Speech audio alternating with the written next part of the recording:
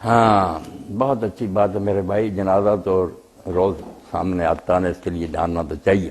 حرم شریف میں تو ہر نماز کے ساتھ ہی ہوتے ہیں، طریقے مختلف سے پریشان نہیں ہونا چاہیے، اس کو دین کی وسعت سمجھنا چاہیے۔ یہ ہماری بیوقوفی کہ ہم سمجھ لیتے ہیں کہ میرے طریقے سے ذرا ہٹ کر اس نے پڑھایا قیامت آ گئی۔ قیامت نہیں آنی چاہیے، آپ لوگوں کو علم حاصل کرنا چاہیے، ذہن کھلا کرنا چاہیے کہ خود اللہ کے رسول نے، صحابہ نے کئی طرح پڑھے ہیں جنازے، اس لیے جس طرح بھی کوئی امام پڑھا رہا نا، جیسے ابن مسعود فرماتے ہیں کبر ما کبر الامام، جب تک تیرا امام تکبیریں کہتا رہے۔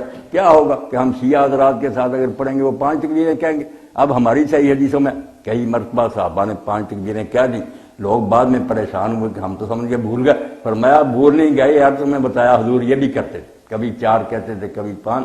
اور حضرت علی رضی اللہ عنہ کا صحیح بخاری میں کہ اگر بدری صحابی فوت ہوتا تھا 6 تکبیریں بڑھتی جاتی تھی، دعائیں ہوتی جاتی تھی، اور عام آدمی فوت ہوتا 5، صحابہ کے علاوہ کوئی دوسرا ہوتا 4۔ اس لیے علم حاصل ہو جائے نا، تعصب ختم، تشدد کا بیڑا غرق، آدمی کا ذہن کھلا ہو جاتا، جہاں جاتا خوش کہ ایک طریقہ یار سرکار کا یہ تھا، دوسرا یہ میرے آقا کا طریقہ، خوش ہو کر پڑھتا۔ جب بے علمی ہوتی نا پھر تشدد، جہالت سے تشدد جنم لیتا کہ لوگ سمجھ لیتے بس علم یہی ہے، اس کے باہر سب گمراہی ہے۔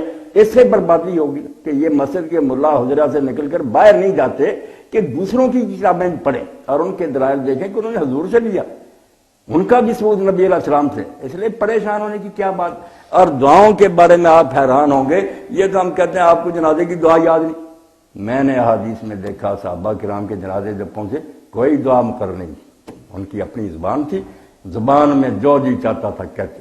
اب دیکھیں حضرت ابوبکر صدیق رضی اللہ عنہ کی دعا چھوٹی تھی مگر ایسی ہے کہ میں سمجھتا اس کے بعد کوئی کسر ہی نہیں رہ گئی۔ جب وہ نماز جنازہ پڑھتے صرف اتنا کہتے تیسری تکبیر کے بعد، اللہ عبدک، یا اللہ یہ تیرا بندہ ہے، تو جو چاہے اس کے ساتھ کرے، تو مالک، ہم کیا دخل دے سکتے، بخشے یا عذاب دے۔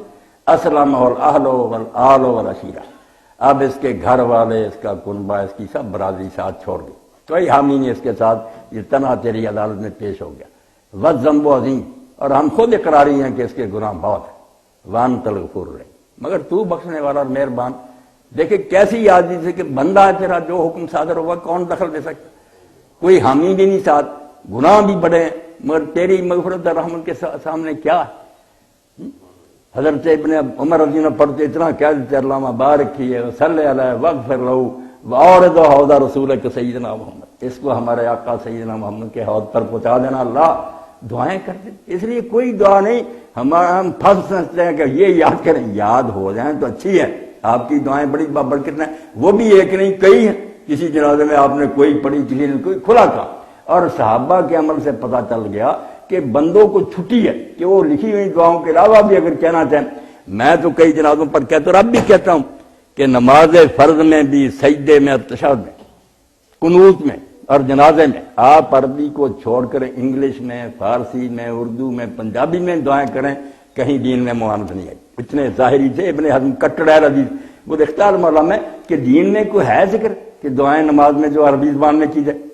عربی میں پڑھنے کی پابندی صرف ایک چیز پر ہے کہ آپ سورہ فاتحہ اور سورت، اس کو اگر ترجمہ کر لیں وہ اللہ کا کلام نہیں رہے گا، کتنا بہترین ترجمہ نہیں برابری کر سکے، بلسان عربی مبین پڑھنا، اس کے علاوہ کہیں بندش نہیں۔ اور آپ حیران ہوں گے کہ نمازیں اسی لیے ہمیں بوجھ محسوس ہوئی، دعا نہیں کرتے، بعد میں دعا کا خیال آتا۔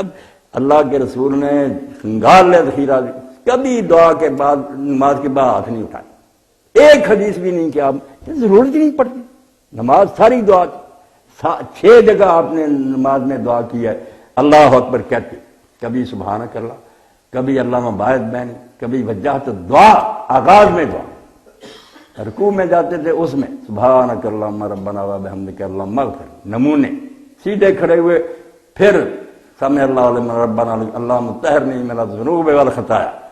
سجدے میں تو خاص آپ نے کہا، سجدے میں بندہ اپنے رب کے سب سے قریب ہوتا ہے۔ اب اس سے زیادہ آدمی کیا کرے گا کہ اپنی پیشانی اس نے رکھ دی ہے زمین پر، یہ بالکل اپنی زبان میں سمجھے کہ جیسے کسی کے پاؤں پڑ جاتا۔ فرمایا اس وقت پر یہ دعا، اب زور لگا دو دعا میں کا فقام نہیں استجاب والا، جو تم سجدے میں کرو گے گارنٹی ہے کہ قبول ہوگی۔ اور آخری تشہد میں فرمایا کہ جب درود شریف سے فارغ ہو جاؤ اب جتنی دعائیں جی چاہتا مانگ لو. سلام اس وقت کہنا جب تم سیر ہو جاؤ. اور اسی لیے ابن قیم نے بڑی پیاری مثال دی, کسی حاکم سے ملنے جاؤ اس وقت تو اپنا مدعا بیان نہ کرو, جب السلام علیکم کہہ کے اس وقت پھر آوازیں دیتے پھرو. نماز کے بعد ذکر ذہن کیجیے, پھر نہیں دعا کی. دعا معراج کی, آپ دنیا سے کٹ گئے تھے, اللہ اکبر کہ ہم کیا کہتے ہیں تکبیر تحریمہ کہ حرام کر دیا, نہ ادھر ادھر دیکھ سکتے ہیں نہ بول سکتے ہیں, کٹ گئے دنیا والوں. اور آپ سب میرے دوست بیٹھے ہیں, اگر غور کریں کہ آخر میں ہم سلام کہتے ہیں, کس کو کہتے ہیں؟ ہم یہاں تو تھے, السلام علیکم کہہ رہے ہیں, یعنی ذہن میں یہ بات بٹھائے گی کہ تم اس دنیا میں نہیں تھے. بظاہر یہاں جسم تھا تمہارا, تم یہاں کہاں تھے؟ تم تو عرش پر گئے ہوئے, معراج پر تھے, اللہ سے باتیں کر رہے تھے. فَإِنَّهُ يُنَادِي رَبَّهُ, اللہ کے رسول فرماتے ہیں جب نمازی نماز پڑھو تو اپنے رب سے راز نیاز کی باتیں کرتا, اس وقت کر لیتے باتیں. اب جب تم نے السلام علیکم کہہ دیا ادھر ادھر والوں کے, دوبارہ میں دنیا میں آ گیا. اور دنیا والوں کے لیے بھی کیسا پیغام, ایسا پاک کلمہ بجائے اور کسی ذکر کیا, السلام علیکم ورحمۃ اللہ. اب اس سے بڑی دعا دنیا کے لوگوں کے لیے ہے کہ مشرق والے بھی مغرب والے مطمئن ہو جاؤ, شمال جنوب کے, میں کسی کو نقصان نہیں پہنچاؤں گا, میری طرف سے سلامتی کا تحفہ ہے. اب یہ پیغام وہ بندوں کو در پھر ظلم کرتا, پھر کیا نماز اس نے پڑھی. تو نماز میں میرے بزرگوں دوستو آپ دعاؤں میں لگ جائیں, جہاں جائیں نا سبحان ربی العظیم کہنے کے بعد دو چار وہاں کرو, سجدے میں جائیں. آپ کو پتہ کئی لوگوں نے جب یہ شروع کی, اللہ گواہ انہوں نے پڑھوں نے آ کر کہا مولانا زندگی میں اب نماز کا مزہ ہے, کہ نماز تو خود ہماری اپنی ضرورت ہے. جب رٹی پڑھیں گے بٹن دبایا چل رہا تھا, کوئی پتہ نہیں, السلام علیکم پر پتہ لگے گا کہ نماز تو کر. یہ نماز نہیں دین نے سکھائی. نماز مناجات کہ رب سے راز کی باتیں کرو, دل کھول کر کرو, پنجابی میں کرو, نظم و نثر